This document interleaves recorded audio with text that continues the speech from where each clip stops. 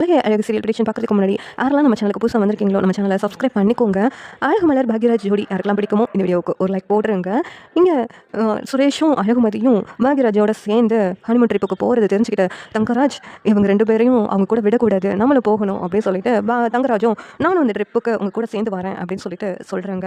உடனே மாப்பிள்ளை நீங்களும் போகிறீங்களா, நீங்களும் போனால் ரொம்ப நல்லது அப்படின்னு சொல்லிட்டு இங்கே தங்கராஜோட மாமனாரும் மாமியாரும் மாப்பிள்ளை உங்க கூட வந்து அவங்கள நல்லபடியாக பார்த்துக்குவாரு, உங்களை பற்றி எங்களுக்கு கவலைப்படவும் தேவையில்லை அப்படின்னு சொல்லிட்டு தங்கராஜையும் அனுப்பி விடுறாங்க. உடனே ரேவதி இருந்துட்டு இவர் என்ன பார்த்துக்குவாரு, இவர் வந்து அங்கே வந்தும் எங்களை டார்ச்சர் பண்ணுவார், இவர் வராமல் இருந்தாலே நல்லா இருந்திருக்கும் அப்படின்ட்டு ரேவதி சொல்லிக்கிட்டு இருக்காங்க. மலரும் ஆனால் இப்போ எங்கேயுமே ட்ரிப்புக்குன்னு எங்கேயுமே போனதே இல்லை. தடவை மலர் வந்து பாக்யராஜ் கூட ட்ரிப்புக்கு போகிறத நினச்சி ரொம்ப சந்தோஷப்படுறாங்க. அதுவும் இல்லாமல் மலரும் மதி ரேவதி 3 பேரும் பேசுகிறாங்க. ரேவதி அழகு மலர்கிட்டே மதிக்கிட்டே உங்களோட சேர்ந்து எனக்கு இந்த டூருக்கு வர்றதுக்கு ரொம்ப பிடிச்சிருக்கா நீ, ஆனால் என்னமோ எங்கள் அம்மாவும் அப்பாவும் அந்த தங்கராஜ் வந்தால் தான் நம்மளை நல்லா பார்த்துக்குவாராம் அந்த மாதிரி பேசிகிட்டு இருக்காங்க. அவர் ஒரு டார்ச்சர்னு இவங்களுக்குலாம் தெரியலை அப்படின்னு சொல்லிட்டு ரேவதி வந்து பேசிக்கிட்டு இருக்காங்க. ஆனால் ரேவதி ஃபஸ்ட் டைம் எனக்கு வெளியில் போகிறதுனால எனக்கு ரொம்ப பிடிச்சிருக்கு, மதியம் வரலாம் நீயும் வரியா, ரொம்ப ஜாலியாக இருக்கும்னு நினைக்கிறேன் இந்த ட்ரிப்பு அப்படின்ட்டு மலர் வந்து ரொம்ப ஜாலியாக பேசிக்கிட்டு இருக்காங்க. இங்கே நைட்டு அழகு மலர் பாக்யராஜ் கிட்ட போயிட்டு பாக்யராஜ் தடவை இந்த ட்ரிப்புக்கு போகிறதுக்கு உங்கள் அம்மாவும் அப்பாவும் சம்மதம் சொல்லியிருக்காங்க, எனக்கே ஆச்சரியமாக இருக்குது அப்படிங்கிறாங்க. அதான் சுரேஷும் அழகுமதியும் வர்றதுனால ஒரு வேளை சம்மதம் சொல்லியிருப்பாங்களோ அப்படின்ட்டு மலர் கேட்குறாங்க. என்ன இருந்தாலும் மலர் அவங்க சம்மதம் சொல்லுவாங்களான்னு நான் யோசிச்சுக்கிட்டு இருந்தேன், அவங்க சம்மதம் சொன்னதே எனக்கே ஆச்சரியமாக இருந்துச்சு அப்படின்னு சொல்லிட்டு பாக்யராஜும் சொல்லிக்கிட்டு இருக்காங்க. ஆனால் 3 நாள் நான் கிச்சன் பக்கமே போக மாட்டேன், கிச்சனில் எந்த வேலையும் பார்க்கவும் எனக்கு தேவையில்லை, ரொம்ப ஜாலியாக நான் என்ஜாய் பண்ணுவேன் அப்படின்ட்டு மலர் வந்து சொல்கிறாங்க. உன்னை பாக்யராஜ் வந்துட்டு நான் உன்னை வெளியிலே கூட்டு போகல மலர், இந்த கிச்சன்லேயே உன்னை கல்யாணம் முடிச்சு அடைச்சி வச்சுட்டேன் மலர், சாரி மலர், இனிமேல் நம்ம வருஷம் அந்த மாதிரி ட்ரிப்புக்கு போகலாம் அப்படின்னு சொல்லிட்டு பாக்யராஜ் சொல்கிறாங்க.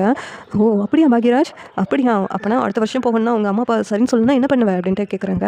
அது எங்கள் அம்மா அப்பா கிட்ட நான் பெர்மிஷன் வாங்கிடுவேன் எப்படியாவது, அப்படி கூட்டு போக கூடாதுன்னு சொன்னாங்கன்னா நான் என் பொண்டாட்டியை கூட்டு போக மாட்டேன்னா நான் கூட்டு போவேன் அப்படின்னு சொல்லிட்டு பாக்யராஜ் சொல்லிட்டு இருக்காங்க. உடனே மலர்ந்துட்டு ஓ அப்படியா அப்படிங்கிறாங்க. இன்னொரு பக்கம் அழகுமதி சுரேஷ் கிட்ட பேசிக்கிட்டு இருக்காங்க.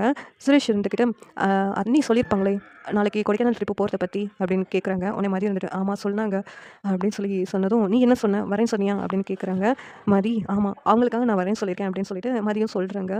சுரேஷும் எப்படியோ அண்ணி சொல்கிறதெல்லாம் இவ கேட்டுறதுனால பிரச்சனை இல்லாமல் போயிட்டுருக்கு, இல்லைன்னா நம்ம சொல்கிறதெல்லாம் இவ எங்கே கேட்க போகிறா அப்படின்னு சுரேஷ் வந்து மனசுக்குள்ளே நினச்சிட்டு இருக்காங்க. மறுநாள் எல்லாரும் ட்ரிப்புக்கு கிளம்பிட்டு தயாராக இருக்காங்க. ஆனால் குழந்தைங்களை மட்டும் இவங்க பார்த்துக்கணும்னு சொல்லிட்டு விட்டுட்டு போகிறாங்க. அதனால் எல்லாரும் ஹனிமூன் ட்ரிப்புக்கு போகும்போது பொண்டாட்டி பக்கத்தில் உட்காரணும்னு நினைப்பாங்க. ஆனால் சுரேஷ் அவங்க மாமா பக்கத்தில் உட்காந்துட்டு வரான், இவனை திருத்தவே முடியாது அப்படின்னு மனசுக்குள்ள நினச்சிட்டு இருக்காங்க. அது மட்டும் இல்லை வண்டியில் ஃபுல்லாக ஓல்ட் சாங்காக வந்து தங்கராஜ் ப்ளே பண்ணிகிட்டே வராங்க. உள்ள எல்லாருக்குமே போர் அடிக்குது, இப்படி என்ன பாட்டை போட்டுட்டு வர்றாரு, ஒரு ஜாலியாக ட்ரிப்புக்கு போகும்போது இப்படியா பாட்டை போட்டு வருது அப்படின்ட்டு ரேவதிக்கு கடுப்பாக இருக்குது. இவர் வந்து எப்படி நம்மளை என்ஜாய் பண்ண விடுவார் அப்படின்னு சொல்லிட்டு ரேவதிக்கு தோணுது. இங்கே கரெக்டாக கொடைக்கானலில் வந்து எல்லாரும் இறங்கிடுறாங்க. இறங்கின உடனேவும் அங்கே மாமியார் வந்து அழகு மலருக்கு கால் பண்ணுறாங்க. மலர் அந்த நீ சொன்னல அந்த வேலைக்கார பொண்ணு வரவே இல்லடி, என்ன பண்ண அப்படி சொல்லிட்டு கால் பண்ணுறாங்க. உடனேவும் இங்கே ஃபோனு சிக்னல் கிடைக்கலன்னு சொல்லிட்டு மலர் வந்து ஃபோனை கட் பண்ணி விட்டுறாங்க. இங்கே வந்து நச்சு நிம்மதியாக இருக்கலாம்னு சொல்லி நினச்சா ஒரு நாள் அவங்களால சமையல் பண்ணி 2 பேருக்கு சாப்பிட முடியாதா, அவங்க இல்லாட்டி பொண்ணுக்கிட்ட சொல்ல முடியாதா அப்படின்ட்டு மலர் வந்து நினைக்கிறாங்க. இங்கே எல்லோரும் வந்து ஒவ்வொரு இடத்துலையும் ரூமை கொடுக்குறாங்க. அந்த ரூமில் போய்ட்டு எல்லோரும் ஸ்டே பண்ணுறாங்க. அப்போ அழகு மலரும் பாக்யராஜும் ஒரு ரூமில் போய் இருக்கிறாங்க. அவரோட பொண்ணு எனக்கு அது வேணும் இது வேணும்னு சொல்லிட்டு அவங்க பாட்டிக்கிட்ட கேட்டு அலப்பறை பண்ணிக்கிட்டு இருக்கு. உடனேவும் இங்கே மலருக்கு கால் பண்ணிடுறாங்க அவங்க அம்மா இருந்துக்கிட்ட, ஏய் இங்கே பாரு இங்கே வேலைக்காரி வேறு வரல, எல்லாமே நான் பண்ண வேண்டியதாக இருக்குது, அந்த ட்ரிப்பை சீக்கிரம் முடிச்சுட்டு வர முடியாதா அப்படின்ட்டு அவங்க மாமியார் பாக்யராஜ் கிட்ட சொல்கிறாங்க. உடனே பாக்யராஜ் சிக்னல் கிடைக்கலன்னு சொல்லிட்டு ஃபோனை கட் பண்ணி விட்டுறாங்க. இங்கே மலர் எல்லோரும் வந்து ஒவ்வொரு ரூமில் தனித்தனியாக ஸ்டே பண்ணிக்கிறாங்க. அப்போ சுரேஷ் ரூமில் மதி தங்கியிருக்காங்க.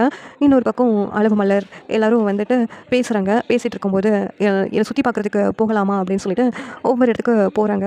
அப்போ அங்கே போட்டிங்கும் போகிறாங்க. போட்டிங் போகும்போது மதியம் சுரேஷும் பக்கத்தில் உட்காந்துட்டு இருக்காங்க. இங்கே தங்கராஜ் இருந்துக்கிட்டு இது என்ன சின்ன பிள்ளைங்க விளையாடுறது, இதெல்லாம் நம்ம போய் விளையாடணுமா கண்டிப்பாக அப்படின்னு சொல்லிக்கிட்டு இருக்காங்க.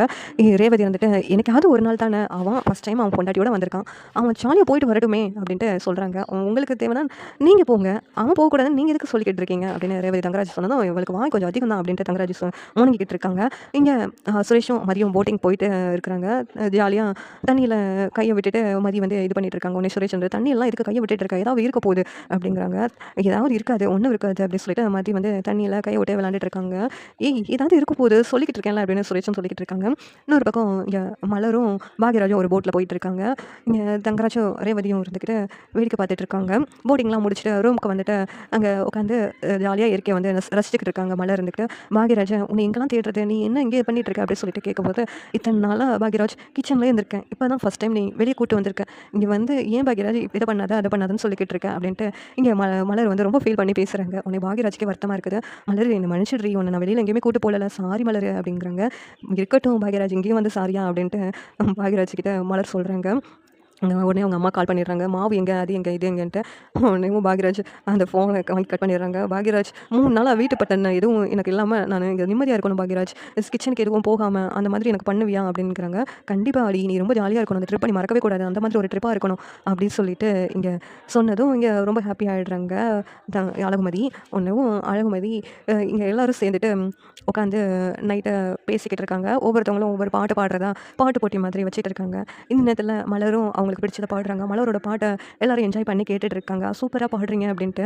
இந்த நேரத்தில் சுரேஷ் வந்து வீடியோலாம் எடுக்கிறாங்க. சுரேஷோட கேரக்டர்லாம் பார்த்துட்டு மதிக்க ஆச்சரியம். சுரேஷ் வந்து ரொம்ப நல்லவனாக தான் இருக்கிறான். மலர் சொன்ன மாதிரி அவங்க மாமாவோட பேசுகிறதுனால தான் இப்படிலாம் இருக்கிறான், அவங்க மாமாவோட பேசுகிறத தான் கட் பண்ணணும் அப்படின்னு சொல்லிட்டு இங்கே அழகுமதி வந்து நினைக்கிறாங்க. அழகுமதி இந்த இந்த ட்ரிப்பு முடிஞ்சு போகிறதுக்கு முன்னாடி சுரேஷ் எப்படியாவது கைக்குள்ளே போட்டுக்கணும் அப்படின்ட்டு நினைக்கிறேன் நான். அப்படின்னாச்சும் சுரேஷ் வந்து நல்ல வழிக்கே வருவாங்களா, இல்லாட்டி அவங்க மாமா பேச்சை கேட்டுகிட்டே உட்காந்துட்டு இருப்பாங்களான்னு தெரியல. இங்கே சுரேஷும் அழகுமதியும் ஒரு ரூமில் வந்து தூங்குறாங்க. இன்னொரு பக்கம் பாக்யராஜும் அழகு மலரும் உட்காந்து பேசிக்கிட்டு இருக்காங்க.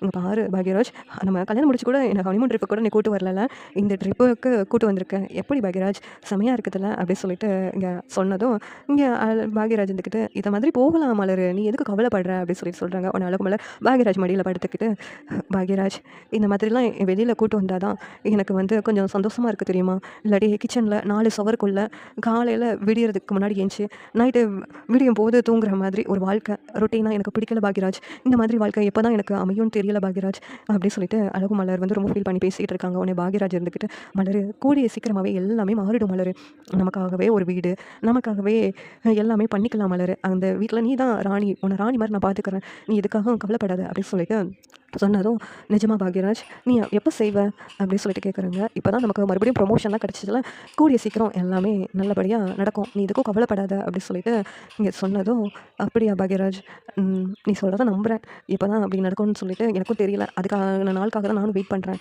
அப்படின்னு சொல்லிட்டு மலர் சொல்கிறாங்க. ஏன் நடக்கும்டி, என்னை நம்ப, இந்த ட்ரிப்பு முடிஞ்சு போகும்போது நீ ரொம்ப சந்தோஷமாக இருக்கணும், அந்த மாதிரி தான் யோசிக்கணும், நீ வேறு இதை பற்றி யோசிக்கவே கூடாது அப்படின்னு சொல்லிட்டு இங்கே ரொம்ப ஆறுதலாக பாக்யராஜ் மலர்கிட்ட பேசிக்கிட்டு இருக்காங்க. இன்னொரு பக்கம் அழகுமதியும் சுரேஷும் ஒரே ரூமுக்குள்ள இருக்கிறாங்க. இவளை கல்யாணம் பண்ணதுனால என் ஹனிமூன் ட்ரிப்பு இப்படி ஆயிடுச்சு அப்படின்னு சொல்லிட்டு சுரேஷ்க்கு ஒரு பக்கம் மனசுக்குள்ளே வருத்தமாக இருக்குது. அழகுமதி பெட்டில் தூங்குறாங்க. இங்கே சுரேஷ் ஒரு பக்கம் அழகுமதி ஒரு பக்கம் தூங்கிட்டு இருக்காங்க. ஆனால் சுரேஷ் அழகுமதி கிட்ட ஏதாவது பேசலாமான்னு பார்த்தாலும் அவகிட்ட பேசினா அவள் எனக்கு அட்வைஸ் பண்ணுற மாதிரியே பேசுவாள், அவகிட்ட என்னத்தை பேச அப்படின்ட்டு அவங்க அப்படி படுத்து தூங்கிடுறாங்க. இங்கே தங்கராஜும் ரேவதியும் ஒரு ரூமில் இருந்துக்கிட்டு ரேவதி கிட்ட, தங்கராஜ் இது உனக்கு பிடிச்சிருக்கா அந்த ட்ரிப்பு அப்படின்னு சொல்லிட்டு கேட்குறாங்க. உடனே ரேவதி, நீங்களா பேசுகிறீங்க, எனக்கு இந்த ட்ரிப்பு ரொம்ப பிடிச்சிருக்குங்க, வெளியில் ஃபஸ்ட் டைம் கூட்டு வந்திருக்கீங்க, ரொம்ப தேங்க்ஸுங்க அப்படின்னு சொல்லிட்டு இங்கே ரேவதி சொல்கிறாங்க. உடனே தங்கராஜ், இந்த மாதிரி அடிக்கடி உன்னை ட்ரிப்புக்கு கூட்டு வரேன் ரேவதி, என்ன இத்தனை நாளாக உன்னை வீட்டுக்குள்ளேயும் முடக்கி வச்சேன்ல அப்படின்னு தங்கராஜே மனசு மாதிரி பேசுகிறாங்க. அதை பார்த்துட்டு ரேவதிக்கு ஆச்சரியமாக இருக்குது. இது சரி எப்படி நல்லா இருக்கும் நீங்கள் நினைக்கிறீங்கன்னு கமெண்ட் பண்ணுங்கள். அதோட விஷயம் லைக் பண்ணுங்கள், ஷேர் பண்ணுங்கள், சப்ஸ்கிரைப் பண்ணுங்கள். தேங்க்யூ.